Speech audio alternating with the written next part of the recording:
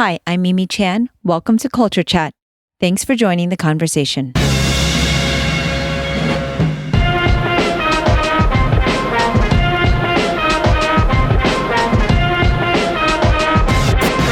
Hi, everyone.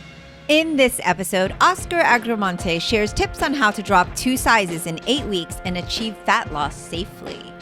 Oscar is both a Kung Fu Sifu at the Wah Lum Temple and a personal trainer at Control Your Health.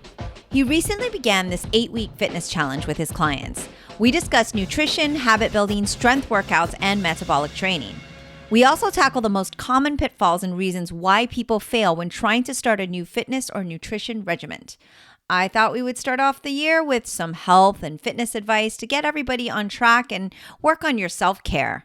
I'm loving these conversations and hope you are too. If you are, please share this podcast with others and rate it on your platform of choice. You can also take one extra step to show your love by donating to the show on my website, culturechatpodcast.com, or on patreon.com/SifuMimiChan. Thank you so much for your support. I appreciate you. For comments or suggestions, email me at mimi@culturechatpodcast.com or reach out on social media at SifuMimiChan. Now, on with the show. Hi, everyone. It's been a minute. Well, I've had Oscar, my husband, and the best coach of all time, Sifu Coach Oscar, on Culture Chat. We also host 40 Fit Fu, which is a kind of a fitness tips and advice that we were doing for over a year and giving out different things for people who are over 40. And in addition, Oscar is running a kind of a New Year start challenge. And we thought what would be a great idea is to do a crossover episode. So this will be airing live on Culture Chat, as well as serving the purpose of saying hi to all our 40 Fit Fooers. We miss you guys. And of course, talking to your clients and people who are on this fitness program. And maybe some of you out there will learn something. I don't know. I hope so. Our aim is to please, and that's what we're going to try to do. So the name of this challenge is called the Drop 2 Sizes in 8 Weeks Challenge. And actually, I started that challenge a few weeks ago. I'm on week 3 right now, and you just kickstarted that program with your clients. So kind of take us through, one, why you thought this was a good challenge for now, and then why we've had so much interest, because we've had to turn people away, actually. So why now is there is something to the energy of the new year. We have had conversations before about don't wait until the new year, don't wait until the next day to start, just start whenever. However, let's take advantage of this kind of energy and momentum that comes in with the new year to start a challenge. The second thing is people just like challenge.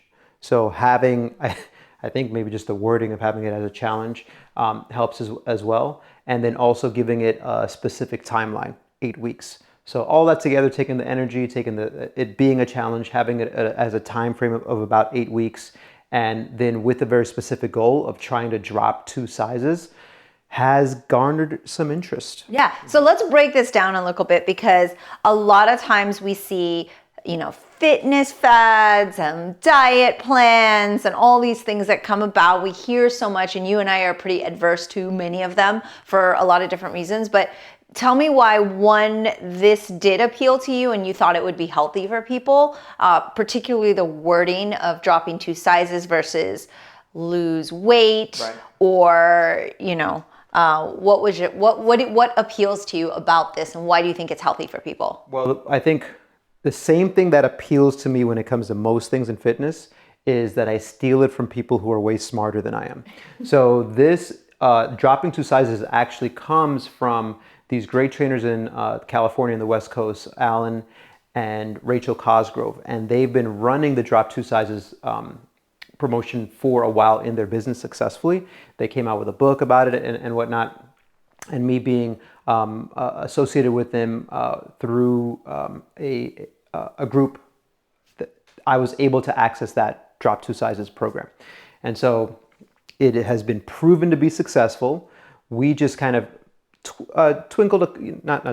we tweaked a couple of things here and there to make it fit for our specific clients. We train a lot of people who are trying to get in shape also to do Kung Fu and Tai Chi. And so we kind of catered it to that. but the science is the science, and the proven track record is there of follow these certain things and you will drop 2 sizes. Okay, you just said something really interesting, which was the word science, because it's kind of a new word again. It's kind of a new fun word that we all have hope for again, that it's kind of brought into light that we are taking science to then use that to build upon action, right? So just really he can geek out like a lot. So not too geeky, but let's just kind of give a little bit of the science-based facts over. One, is it healthy to drop 2 sizes in 8 weeks? Is it, what do you have to do? People are thinking, oh, I'm going to have to be on a green smoothie fast for 8 weeks. It sounds kind of horrible. And I will tell you firsthand, I don't give up eating. I love food. I talk about food on my Culture Chat podcast all the time. We talk about it here on 45th Food. We talk about it pretty much all day. You talk about it while coaching. So I'm not about sacrificing and going through this horrible program that's going to make me feel bad. So immediately, though, I think people get a little off-put. But take us through a little bit of that kind of science behind how this can really help people. Right. So I think the data spoke for itself. So when you have randomized placebo-controlled trials that showed different population groups trying out low-calorie diets, high-protein diets, diets with protein and exercise, and just having that information in a presentation and then me showing that to people, that's what I think clicked for some of the ones who wanted to start it. So some of the data just showed that, one, you don't have to starve yourself. Having a very low-calorie diet will not necessarily lead to you changing your appearance, because a lot of people are looking for a physical transformation. Having a very low-calorie diet can cause you to lose weight on the scale, but that doesn't always equate to what people are looking for. So you can eat very low-calorie, but your body fat percentage could not go down. And so that can lead to a host of different problems. Some of the information that we presented before starting this program was making sure that people got enough of the right calories, high protein, good vegetables, and then really trying to focus on strength and resistance training to build lean muscle. You build lean muscle, that will burn fat. You could hypothetically not change the numbers on the scale at all and completely change your appearance just by changing those percentages of your lean body mass with your body fat percentage. Yeah, and there's a lot to digest there. Digest. But I think one of the key things is that relationship, especially me as a over 40-year-old female, has with the number that we see on the scale. There's kind of that emotional response. And so I love that this kind of takes that out of the equation as well. So it really is kind of about yourself versus this data about yourself or something. It's really about how you feel and how you're starting to look, and are those changes being made. And one of the things I wanted to ask you about was, well, first of all, we're not doctors. We don't play them on TV. We're not telling you medical advice, but we are fitness professionals. Yes. We attempt to be fitness professionals. We're fitness coaches and instructors, but we try to be professional. One of the things that I noticed, even for me, myself, because I've done a lot of different types of kickstarts to my health. There are times where I know I'm not getting enough sleep, so I know what kind of regimen I need to be on. And so this year, I thought sounded like something kind of I needed to get me to the goals that I wanted to get at. And I think a lot of the clients that have jumped on board, like you said, there's that new year, new resolution type of thing that kind of made it so appealing. But I think one of the things was the science that you presented and the thought that, the weight on the scale can go down, but that isn't always positive. Right. I think reframing our mindset to really realize, yes, that matters, especially if it's a really disproportionate number, but really that isn't how one should base all measurement and progress off of. Yeah. I think that mindset was wait, what? I think that kind of education is really important for not just anybody on the program, but for anybody out there that wants to make changes. Like that's really the one measurement I think that everybody kind of focuses on a little too much. So one of your frequent guests on Culture Chat, Dan John, has a formula or these steps of like, hey, do you want to live past a certain age? And I can't remember the exact age. It's like, let's say you want to live past 60. It's floss, don't smoke, wear your seatbelt. Eat your veggies. No, well, but you could technically not eat your veggies and still live past 60. But it's those, and then when you get out of the shower, just be safe so that you don't slip and fall and break something. And then the last one is don't weigh over 300 pounds. Okay. The reason I bring that up is because if you're not over 300 pounds, I'm not saying don't look at the scale, but the scale may not matter as much for your long-term health as if you were, because I've got some clients who are 6'5". We can get them under 300 pounds. They're gonna feel a lot better. But at the same time, you've got some clients who may look at the scale and they look at a number like, let's say 180 pounds, and they're upset at that number. Well, if you are eating the right food and training correctly, you could make this big physical transformation, not even look at the scale for 8 weeks, hop back on the scale, look and feel amazing, and then think, whoa, the scale didn't really move more than just a few pounds.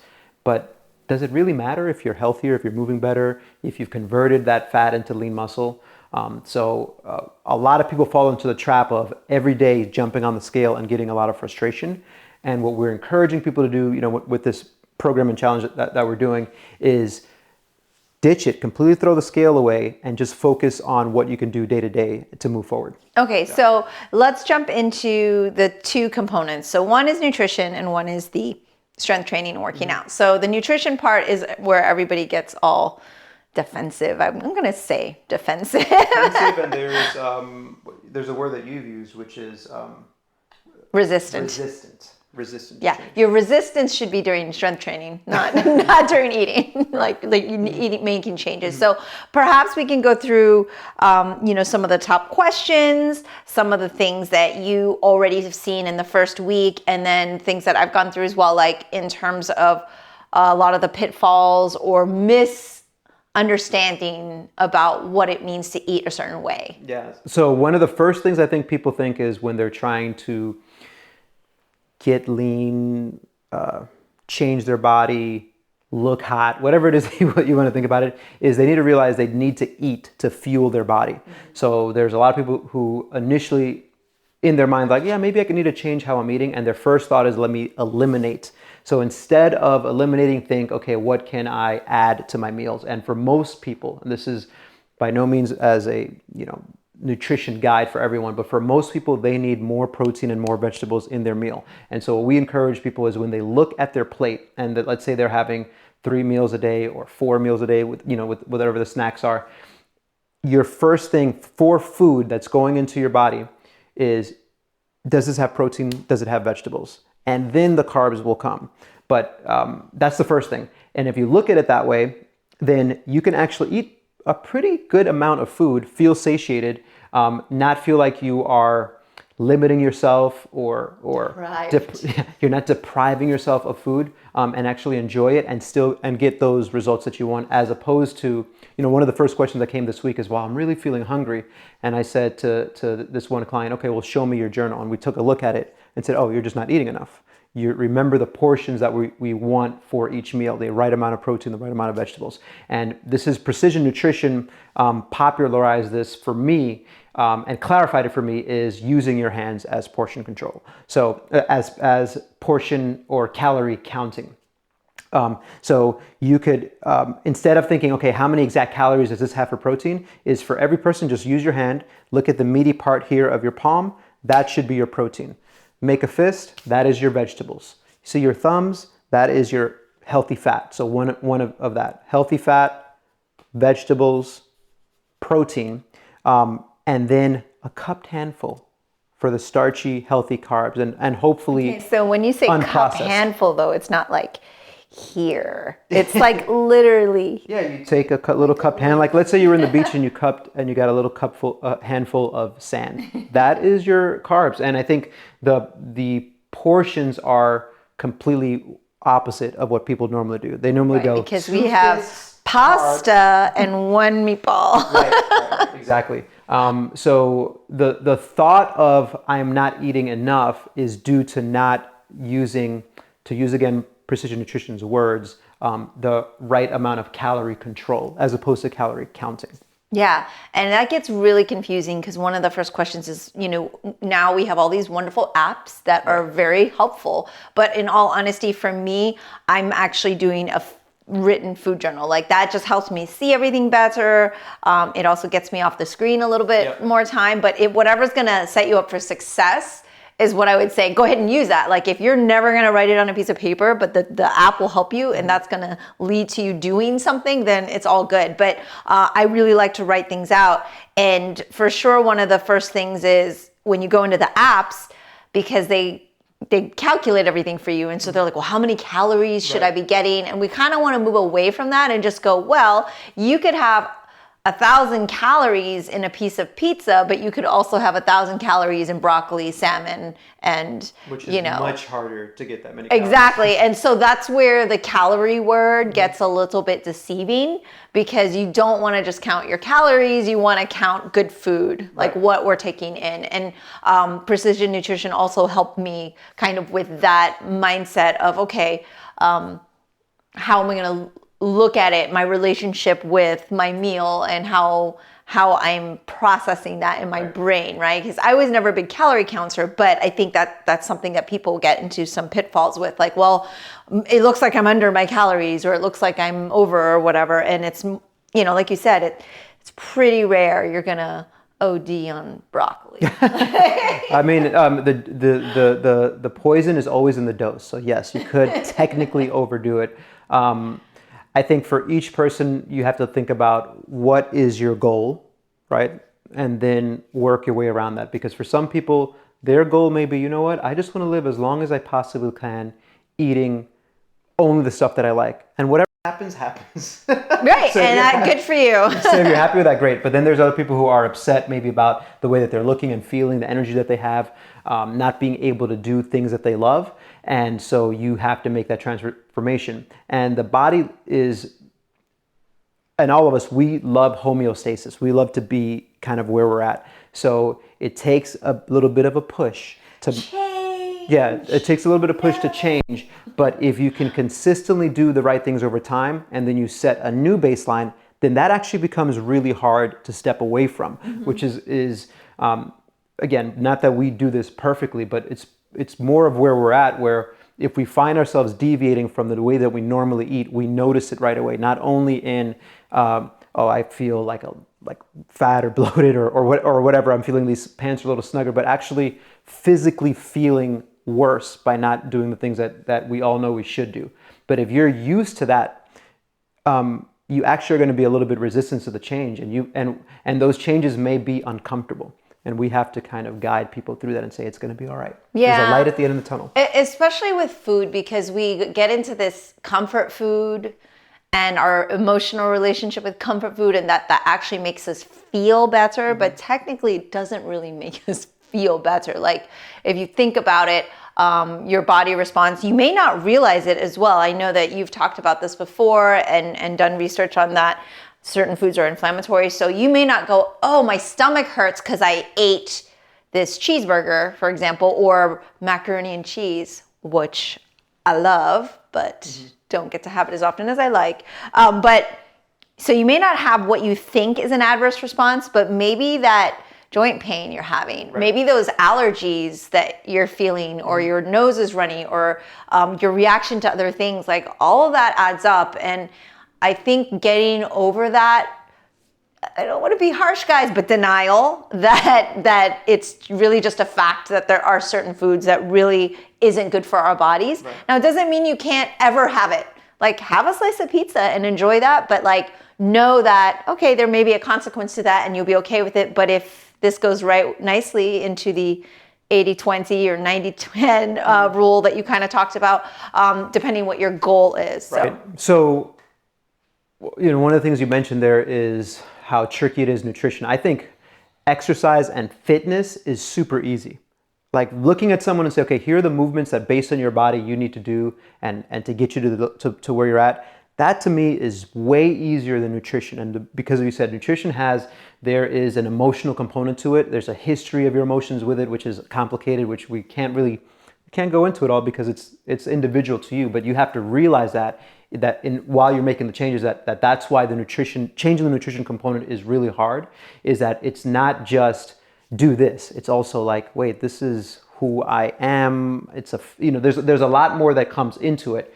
And then the other part with the nutrition is the calorie control that we talked about. Is 99% of people who are trying to track their food are probably not doing it correctly because you're forgetting about certain things that are in there that add up to calories. So you could be thinking that you're eating healthy, but a serving of fat is your thumb, and you finish off a whole bowl of almonds, right? And that's considered as fat. And that's a very high caloric impact into your body. So just be aware of all of the things that you're taking in, liquid and food.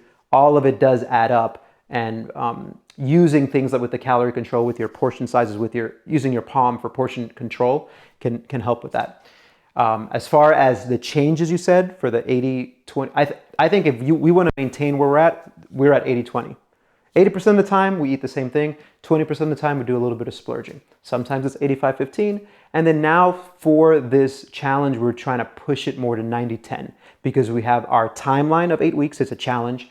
And we were trying to see, can we make the changes in that time? And so you're going to have to, when it comes to nutritional guidelines, try to follow those 90% of the time, which means 3 meals a day, 7 days a week, 21 meals out of the week, possibly. You should be 19, 20 times. You only get one time to splurge.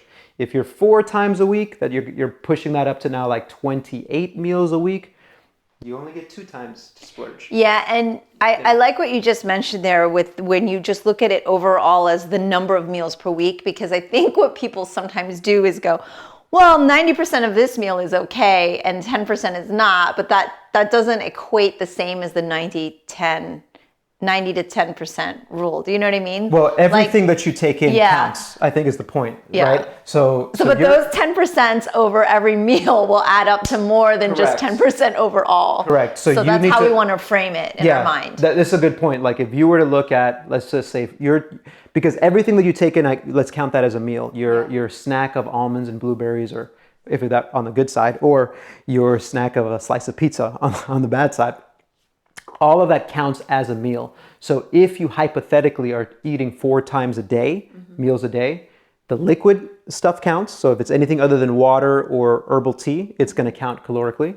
And then everything else that you eat counts. So 4 meals a day, 28 meals out of the week, you need to be having 26 ideal, like perfectly done meals to move yourself towards the goal that you want, which, for the purpose of this conversation is in 8 weeks to drop 2 sizes. That gives you 2 meals to quote unquote splurge. But what does splurge mean? That means that you're It means you set out the banquet table and you put all your favorites and eat it for an hour. That means that you allow yourself to have a taste, to try something out, to say, you know what, I will have my slice of pizza here, but I'm not going to have an entire pie, because you don't want to get into the mindset of like, it's splurge time, let's eat everything and eat myself into oblivion. You want to think, okay, it's my splurge meal. That means that I'm allowing myself, like a client told me yesterday, well, I also had half a piece of cake because it was my daughter's birthday. Perfect. That's like the perfect time to splurge. And you should applaud that. You should encourage it. You should, be proud of that you allowed yourself to do that. And then look at the rest of the week and say, well, I already had my one splurge meal, so now I'm going to try to tighten up. Mm-hmm. Yeah, and I think our resistance to that is really personal, right? So it's something that everybody has to kind of mind through themselves. But I know that a lot of the clients and a lot of people, because we're kind of sharing and trying to help go back and forth since I've been doing this for a couple more weeks, is that the compromise, right? Well, but I'm doing this and it's so much better than how I was. And that's phenomenal. Like we're super proud of all of our strivers and all of our Wah Lum members that have been actually doing the challenge. The fact that you take the initiative to do it and you say, I'm going to sign up, and you take the plunge.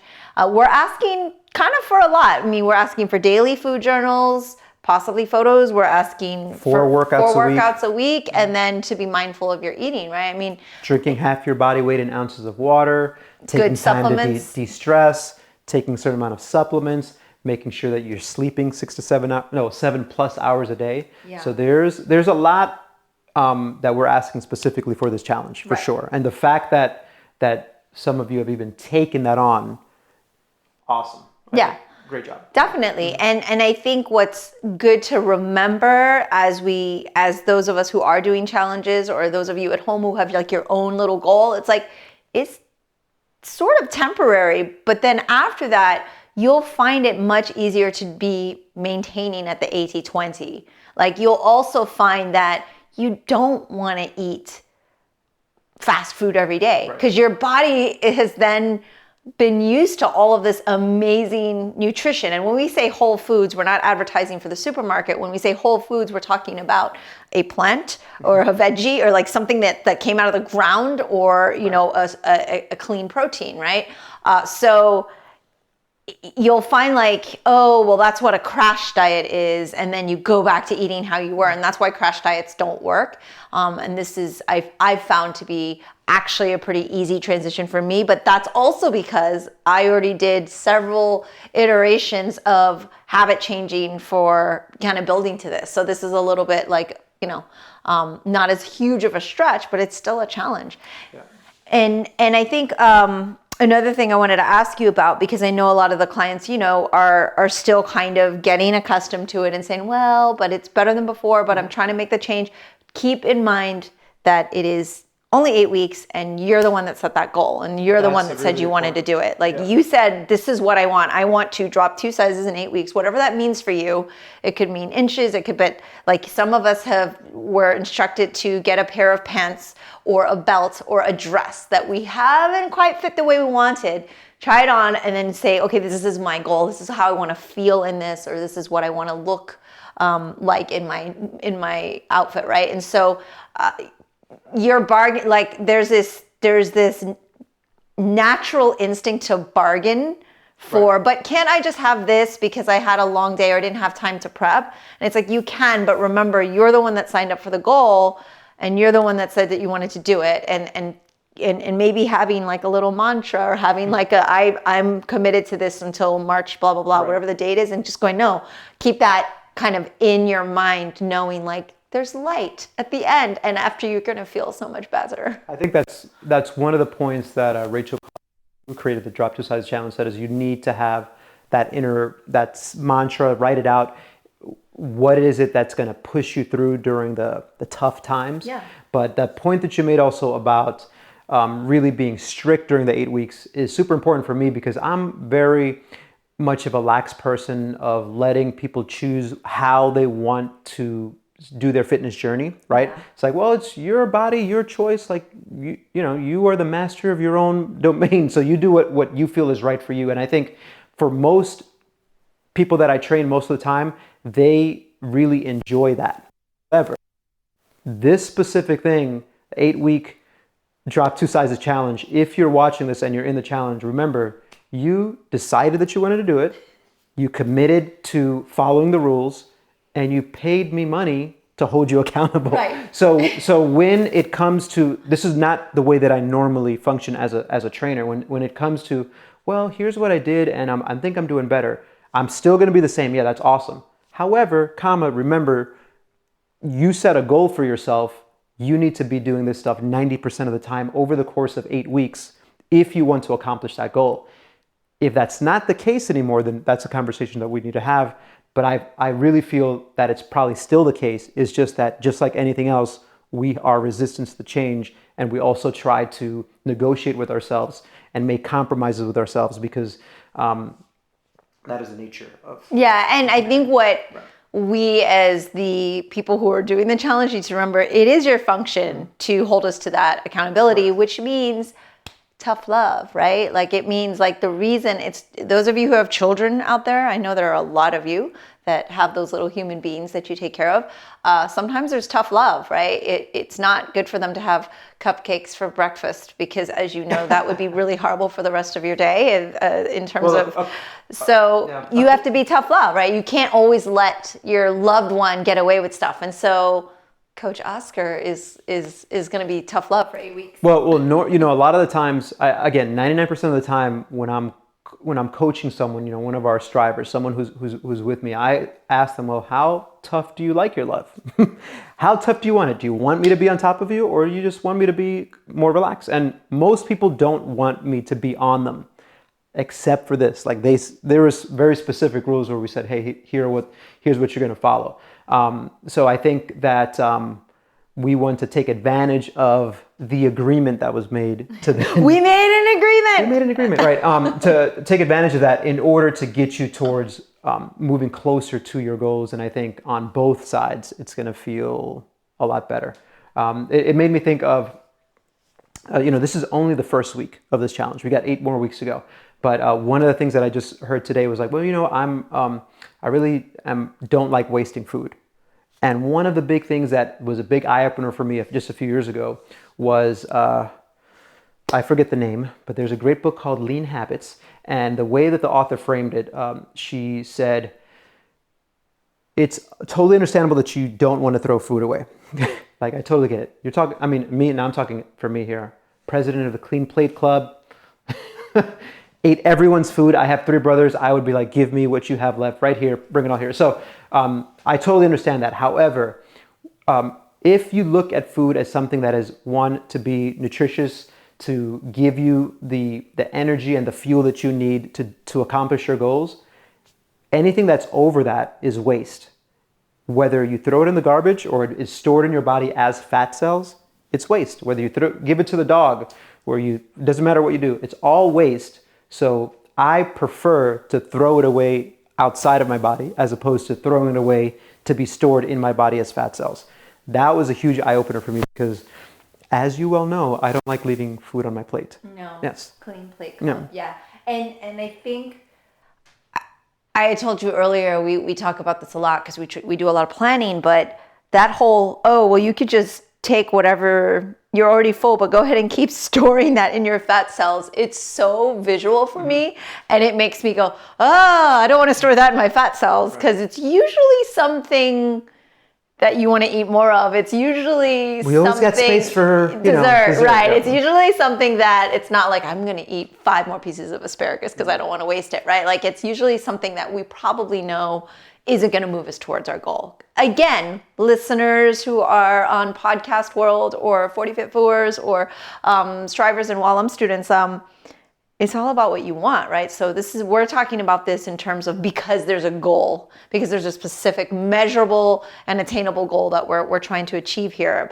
And a lot of people have mentioned over the years to us, I've always tried to do XYZ, but failed, right? So we're giving this free advice. And in all honesty, we're not even trying to sell you this program because it's full. Like we can't take any more. I don't want any more. We actually have a wait list already. Yeah, so we're actually not here advertising this, but really just thought we would share this info so that the people that are on the challenge could pick up some of the notes and tips and things that we're going to go over. But also we thought it would be great for, my Culture Chat listeners as well as our 40 Fit Viewers to kind of take from it what you will. So really this is just kind of us sharing. We're just vamping here.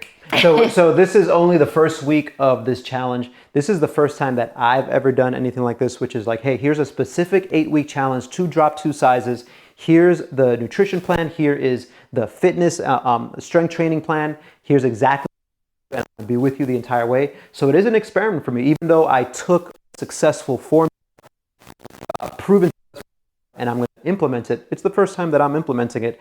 I'm really excited about it.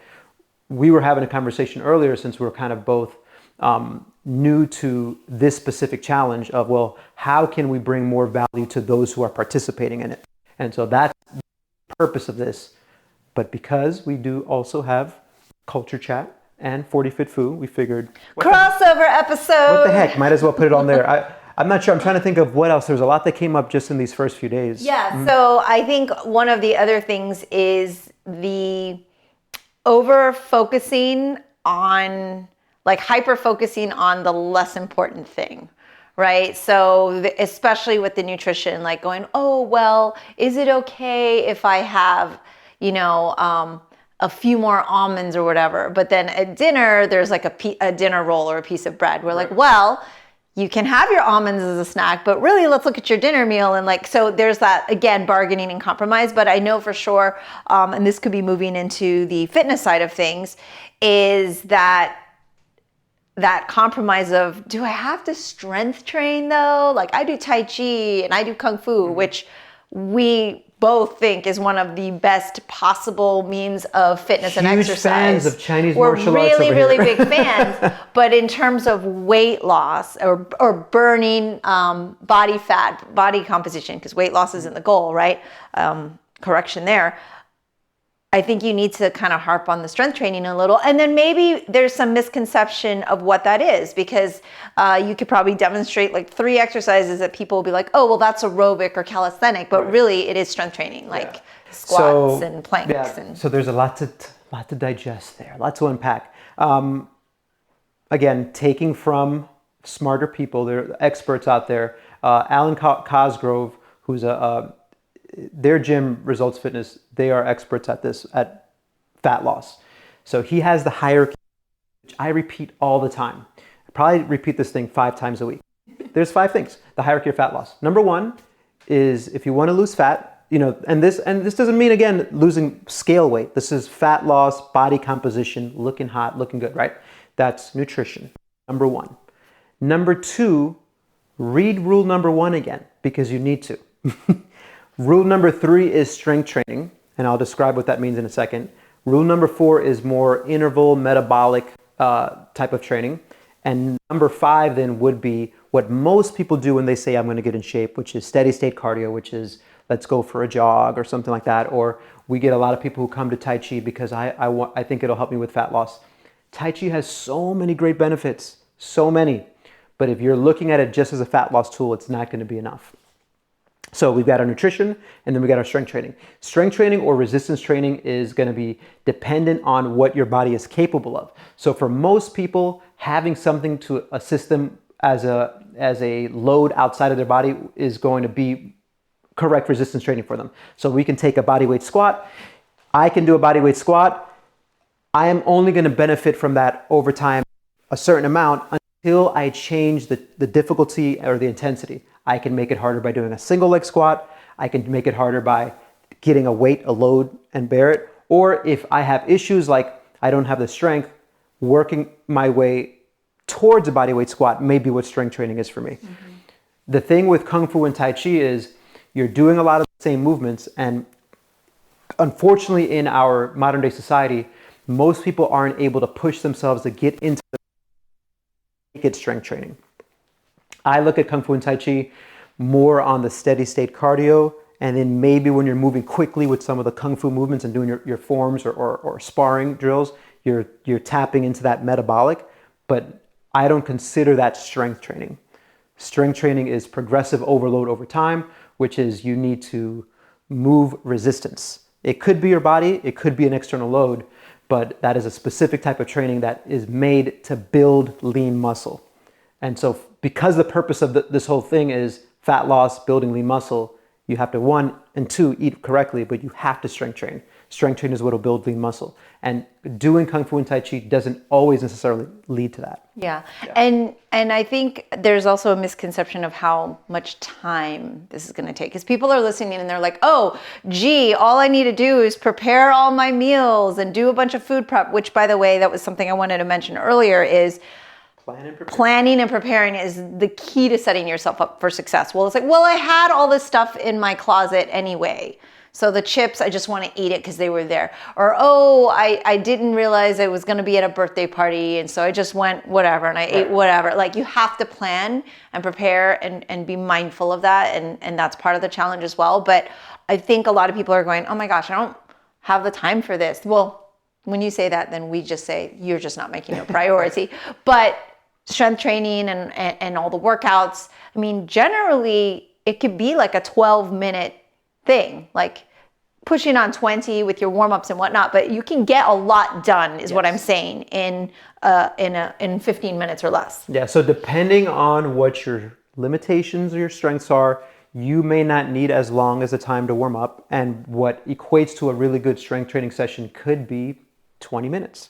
We all have 20 minutes in a day. If you don't, it's like Mimi said, you just are not prioritizing your time. And we all do it. And the thing is, sometimes when it comes to prioritizing your time, you may need to prioritize, hey, I need to take care of my kid right now. Oh, my mom's in the hospital. I need to go take care of that. That's prioritizing your time. Most of the time, though, when we say we don't have time for our health and fitness is, well, I'm prioritizing watching this TV show because that's what I want to do. Or I'm prioritizing more time on my phone. Or I'm prioritizing a bunch of other things. Just realize that every single person on the planet has 24 hours in a day. So we all have the same amount of time. So yes, planning and preparing is super huge. And I don't know where else was we going. Strength training it can be efficient. And so as far as the strength training thing, for this specific plan, what we're asking people to do is 2 strength training sessions a week, which can be up to 45 minutes to an hour if you have the time for that, and 2 metabolic sessions a week, which could be 20 to 30 minutes each. Now, depending on your schedule, you may or may not have time for that full session each one, but everyone has time to take 15 to 20 minutes a day to focus on getting stronger, and another 15 minutes or so, or even 30 minutes at the end of the week to say, let me plan my week as far as putting things on my calendar, ordering the food that I need, the groceries that I need. So you do have to put a little bit of work in the front end to then be successful in the back. Yeah, and I think what's really key there is that whole prioritizing, because this is, even if you're not on a challenge, we talk about the whole put your own oxygen mask on in the airplane before you help someone else. Otherwise, you'll just pass out and you'll be useless to everyone.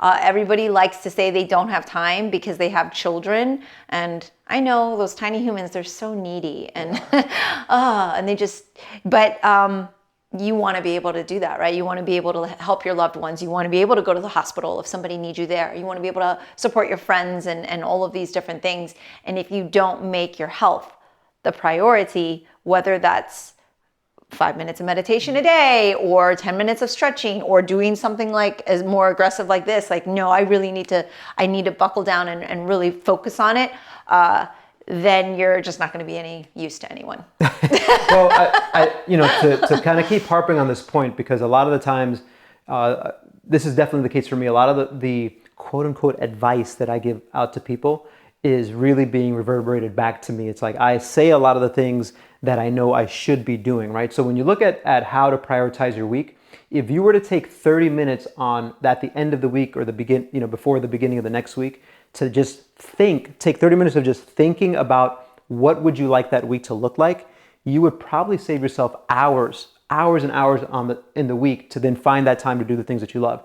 And in the same token, on a smaller scale, if just the night before you took 10 minutes and said, okay, what is my plan based on the hours that I have? Here's exactly what I'm going to try to do. Knowing that there is a planning fallacy. We all think that certain things are going to take us shorter than they are, like triple or quadruple the time. If you think, I'm going to get this thing done in 15 minutes, well, just say, nope, it's going to take me an hour. But just taking 5 minutes the night before to plan out, here's what I'd like my day to look like, that will also, you will find yourself with a lot of more extra time than what you need.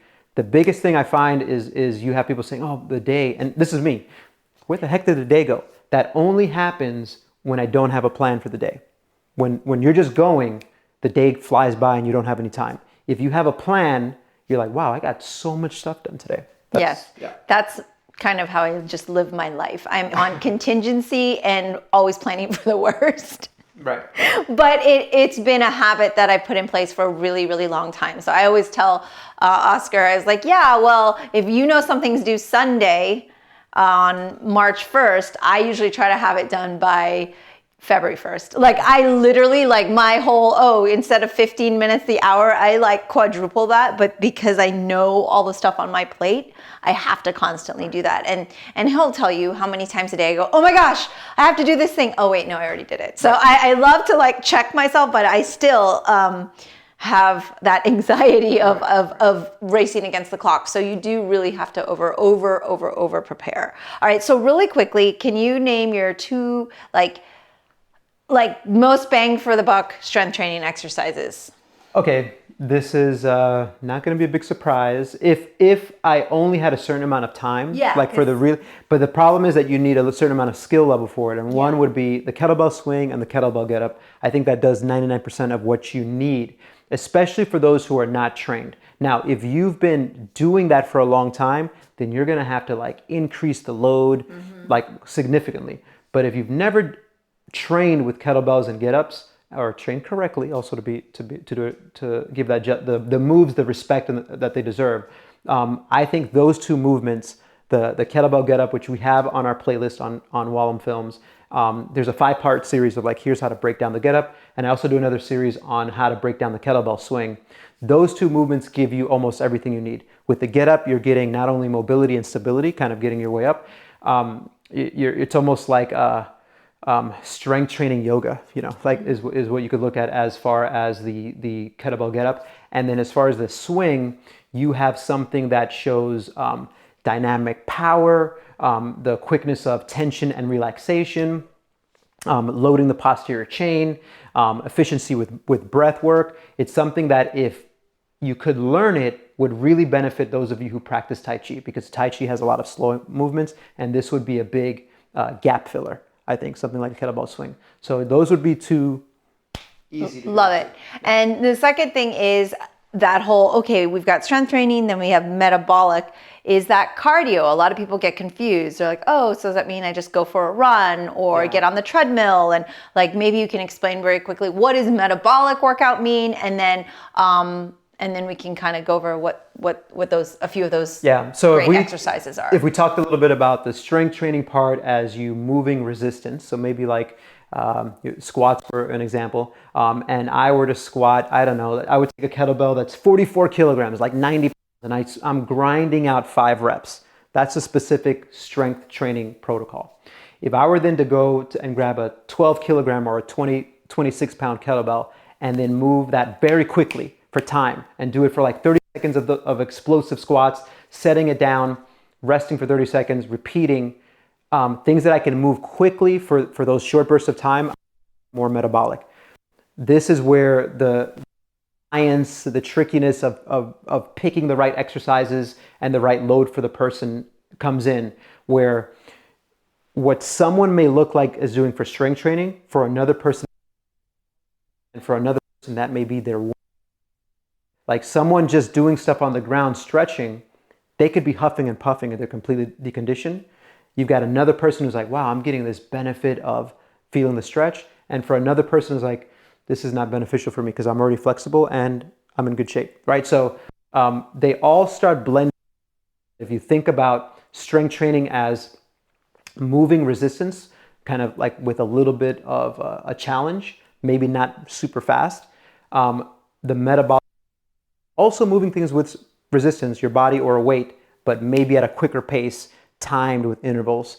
And it kind of starts, they kind of start blending a little bit into each other. Yeah, I know a lot of people get kind of confused about that and what that means, which is why those of you on the program, it's awesome. Oscar just tells you exactly what to do, and then we make adjustments. Right. That's another thing I wanted to talk about, is that mindset of also flexibility. So it's really great. We have this 8-week challenge, and that we have specific goals. We have specific foods in mind. We have specific exercises in mind. But then people get really caught up on like, well, this says, to do an overhead press, and my shoulder, I can't do that, or I haven't pressed in years, and now I'm not going to be able to do the whole workout. Yeah. So, okay, a lot of shout outs going on today, but Mike Boyle Strength and Conditioning, the great guys at Movement and Medicine, Kevin Carr, Brendan Rierick, they helped us out on their methodology of this continuation of progressions and regressions, like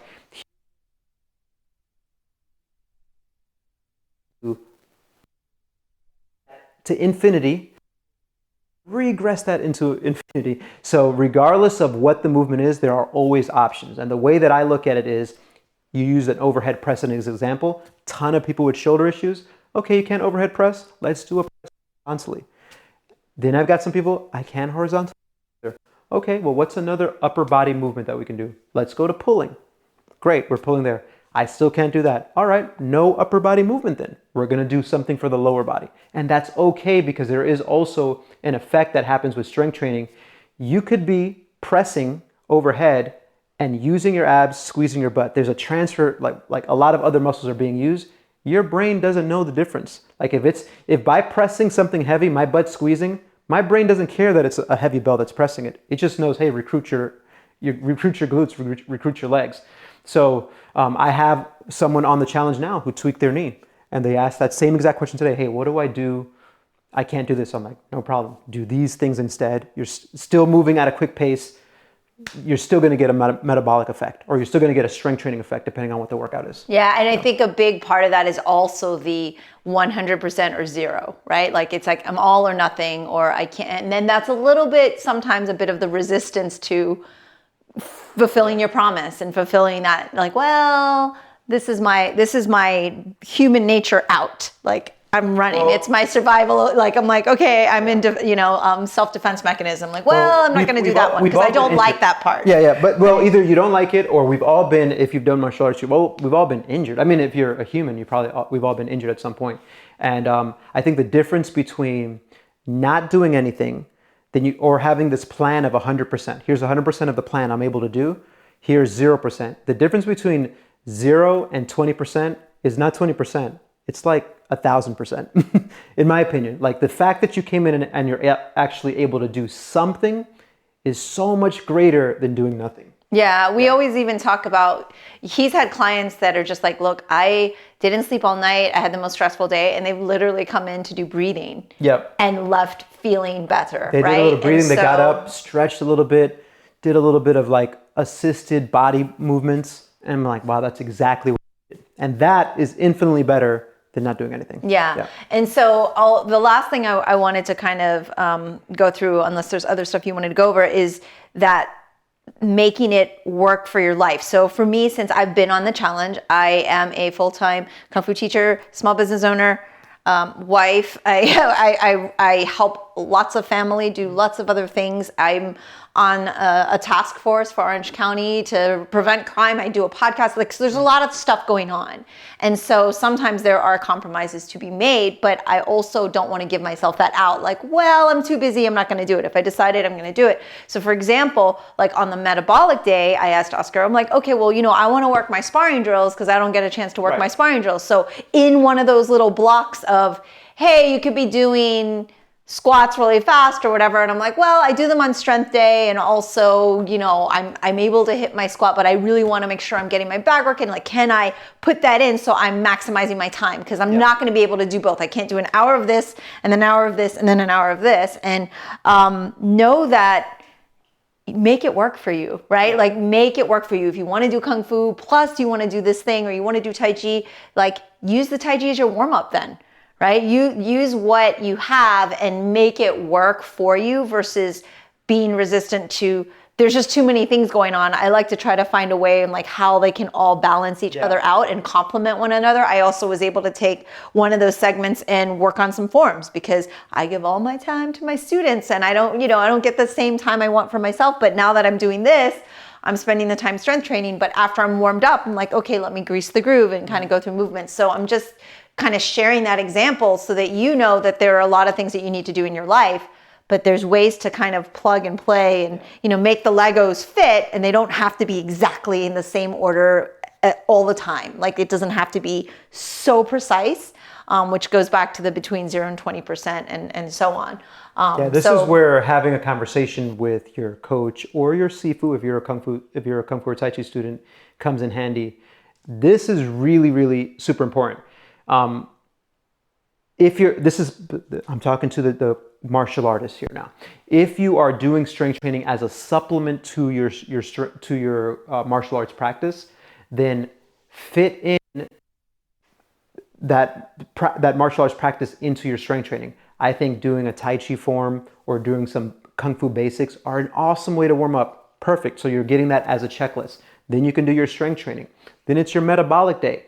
You can push yourself hard and do some Kung Fu forms very fast, right? You could bag and do your striking drills. So there's a lot of ways to kind of take advantage of your time and still get a lot of things done. So yeah, that is huge. Yeah. So any other things you want to add to our listeners and watchers? And No. I mean, I thought this was great. We're again only in the first week. Maybe we'll do it again at the halfway point or at the end of the challenge and kind of check in and see where we're at. We by no means have all the answers. Things are not written in stone anymore. The rules aren't chiseled in stone. They're all on computers and phones, and they can all be erased, deleted, moved around. So we're going to just keep learning from this experience and hopefully share as much as we can with everybody. Yeah, so if you do have questions, since Oscar just committed to do this again, if you do have questions or anything about the things that we discussed today, please submit them, send them. I will link all of that here on the YouTube sphere, on the Culture Chat sphere, on the social media. You can reach out to us and let us know if you have questions. Thanks so much for listening, and thank you, Coach Sifu Oscar. Thank you, Coach Sifu Mimi. Bye, guys.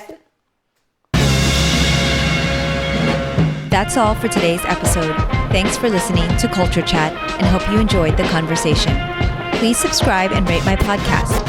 Feel free to leave me suggestions or send an email to mimi@culturechatpodcast.com or follow me on social media at Sifu Mimi Chan on Twitter, Instagram, or Facebook.